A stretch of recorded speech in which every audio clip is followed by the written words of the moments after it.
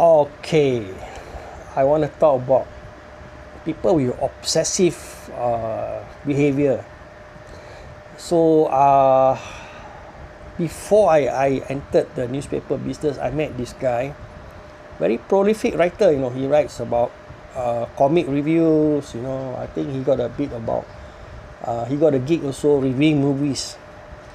I think left to his own devices, the guy is a real talent. He can really tell a good story about his personal interests. That's like movies and comics. From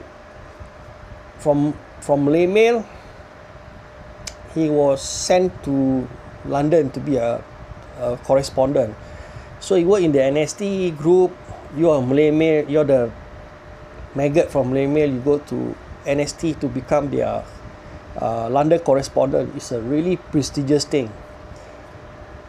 It's up to you where you take it from there, because a lot of former London correspondent, they are quite well respected. They did well on their own. So this guy rotated back to the world, went back to do entertainment. So all these entertainment, movies, music review and all that. Pretty good at it, but very obsessive. So there was a change in the organization. I went to Malayman. He became a news editor. News editor, you're an all-rounder, you have to be able to do hard news, soft news, and you need to be able to plan. You need to identify your human resources potential. So with these guys, everyone is good at what they do, but some people are specialists. If you can identify a good leg man, right, go out and get the news. Don't worry about the language. I will help you to patch it. You get a very good story. You have writers that pool writers, they go do their job. They will bring back stories so that you can fill your pages. That's how it works. A good leader can identify the strength and weaknesses of their charge. Not this guy. This guy is totally obsessive and totally out.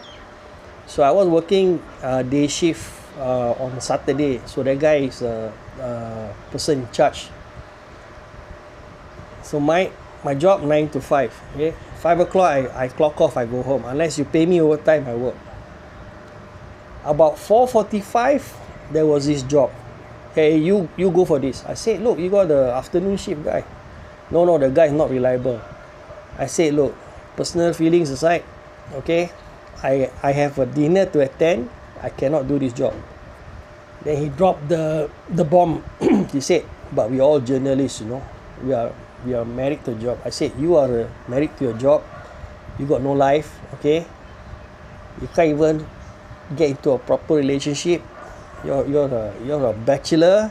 You just go on blind loyalty. I have to go. Then he used this Hollywood line like, don't incur my wrath and all that, blah blah blah. Some Italian mob gangster thing he said. I said, okay, if you have anything you want to take it out on me, file a formal complaint. Alright? Because under the labor law, I work 9 to 5. If I volunteer to do the extra shift, it's overtime. So he said, take one for the team. I said, no, I got to go. Pope, I left. So this guy was very angry. I can see the face and all that.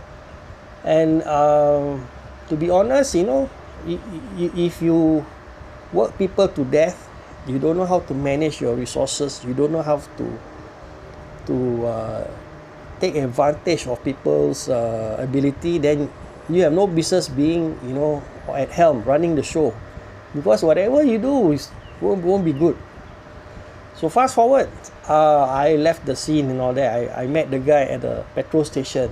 So okay, being nice. Hey, how are you?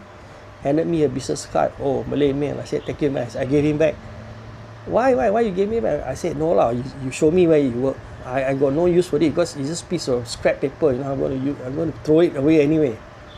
So much later I caught up with my old buddy, same guy, we worked together in the Millennium. I say, hey, how is this bachelor guy? He say, oh, very sad, you know. He lived alone in his apartment.